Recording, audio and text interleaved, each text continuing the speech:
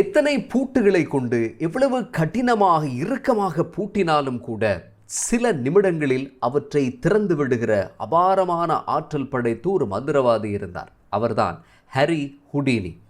இவருடைய வாழ்க்கையில் நடந்த ஒரு சம்பவம் நமது வாழ்க்கையில் பிரச்சனைகளை திறந்து நல்ல மாற்றங்களை ஏற்படுத்துவதற்கு எப்படி உதவப் போகிறது என்பதை ஒரு பழமையான பிரபஞ்ச கோட்பாட்டுடன் இந்த பதிவில் பார்க்கலாம். ஹரி ஹுடினி இவருடைய திறமைகள் அபாரமானவை. ஒருமுறை எந்த ஒரு கைவிலங்கையும் தன்னால் சில நொடிகளில் அகற்றிவிட முடியும் என்று சொல்லி உறுதியாக ஒரு மேடையில் சொல்லுகிறார். அதை சொல்லிவிட்டு தன்னிடம் இருந்த ஒரு கைவிலங்கை மாட்ட அவர் முயற்சித்த போது அந்த அரங்கத்தில் இருந்த ஒரு காவல் அதிகாரி, இது போலியான ஒரு கைவிலங்கு, நான் ஒரு கைவிலங்கு தருகிறேன், முடிந்தால் அதை அகற்றி காட்டுங்கள் என்று சொல்லுகிறார். சவாலை ஏற்றுக்கொண்ட ஹரி ஹுடினி அதை மாட்டிக்கொண்டார். அவருடைய பெல்ட்டுக்குள்ளே மறைத்து வைக்கப்பட்டிருந்த சிறிய இரும்பு துண்டை கொண்டு யாருமே பார்க்காத வண்ணம் தன் கைகளால் எடுத்து மிக இலகுவாக அந்த கைவிலங்கை கழட்டி விடுகிறார். அந்த காவல் அதிகாரி ஆச்சரியப்பட்டு போனார்.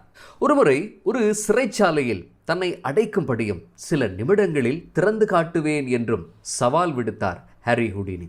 அவரை முழுமையாக சோதனை செய்த அதிகாரிகள் சிறை கூண்டில் உள்ளே அடைக்கிறார்கள். கடைசியாக தன்னுடைய காதலிக்கு ஒரு முத்தம் கொடுத்து விடை கொடுக்கிறார். அந்த சந்தர்ப்பத்தில் ஒரு சிறிய இரும்பு துண்டை அவர்கள் பரிமாறிக்கொள்கிறார்கள். சில நிமிடங்களில் சிறையில் பூட்டை திறந்து அவர் வெளியே வருகிறார். இப்படி பல சிறைச்சாலைகளின் கதவுகளை திறந்து சாகசங்களை நிகழ்த்தியவர் ஒரு நாள் உலகத்தின் மிகவும் பழமையான ஒரு சிறைச்சாலையில் சாகசம் செய்வதற்காக செல்லுகிறார். அங்கே கதவு பூட்டப்படுகிறது. வெளியில் நூற்றுக்கணக்கான மக்கள் ஒரு சில நிமிடங்களில் ஹரி ஹுடினி வெளியே வந்துவிடப் போகிறார் என்ற நம்பிக்கையோடு அவர்கள் காத்திருந்தார்கள். வழக்கம் போல இவருடைய பெல்ட்டுக்குள் மறைத்திருந்த மிகச்சிறிய இரும்பு துண்டை கொண்டு அந்த கதவை திறக்க முயற்சிக்கிறார். அது கொஞ்சம் கடினமானதாக இவருக்கு தெரிகிறது. வழமையை விட அதிக நேரம் எடுத்துக்கொள்கிறார். வெளியில் மக்கள் எதிர்பார்த்து கொண்டிருக்காங்க. ஒரு மணி நேரத்தை விட அதிகமான நேரம் சென்று விட்டது.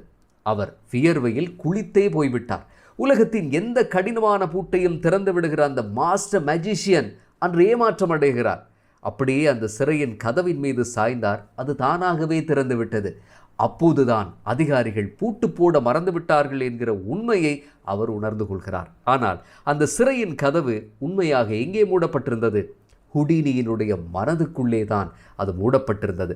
இப்படி தானாக திறந்துவிடும் எத்தனையோ கதவுகளை நாம் வாழ்க்கையில் நாமாக மனதால் இறுக்கி மூடி வைத்திருக்கிறோம். நண்பர்களே, எளிமையாக தீர்க்கக்கூடிய பிரச்சனைகளை இதுபோல அதீதமான சிந்தனைகளால் திறக்கவே முடியாது என்று நம்பிக்கொண்டிருக்கிறோம். உன்னால் முடியாது, உனக்கு திறமை இல்லை, உனக்கு சக்தி இல்லை என்று உங்கள் மனது இருக்க பூட்டிய கதவுகளை எல்லாம் எப்படி நாம் திறப்பது?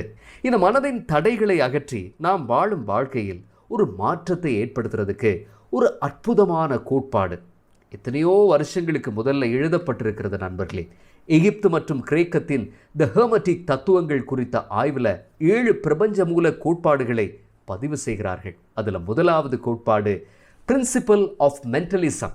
அது என்ன சொல்லுகிறது? உங்களுடைய மனதில் எதை நீங்கள் ஆழமாக பதிவு செய்கிறீங்களோ அதுதான் உங்களுடைய வாழ்க்கையாக பிரதிபலிக்கும். ஹுடினி அந்த பழமையான சிறையில் பூட்டு இறுக்கமாக பூட்டப்பட்டிருக்கும் என்ற நம்பிக்கையில் இருந்தார். ஆனால் உண்மையாக அது மூடப்படவே இல்லை என்பதை அவர் சிந்திக்கவே இல்லை. இறுதியில் ஏமாற்றமடைந்தார்.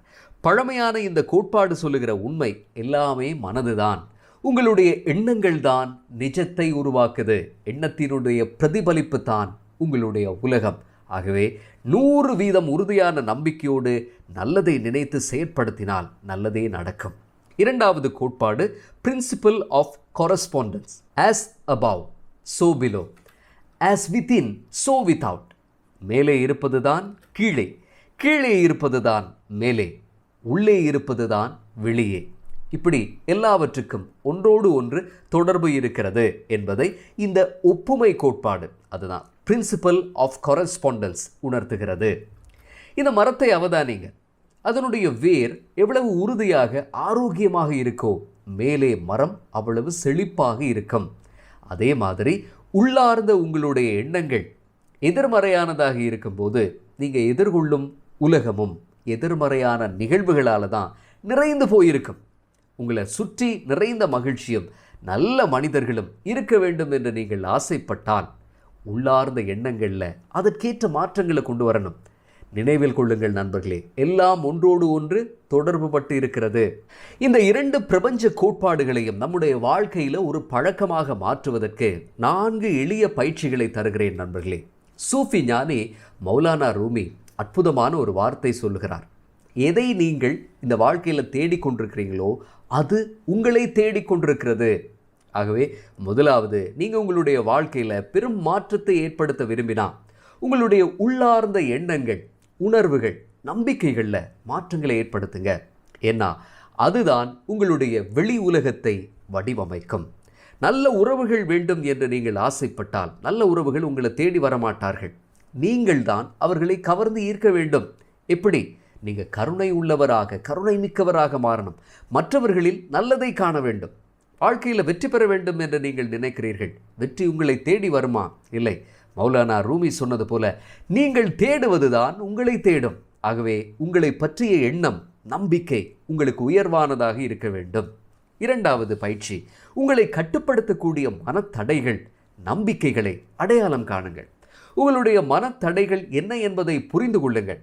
அது உன்னால் முடியாது என்று சொல்லும்போது, இல்லை என்னால் முடியும் என்று அதை சவாலுக்குட்படுத்துங்க.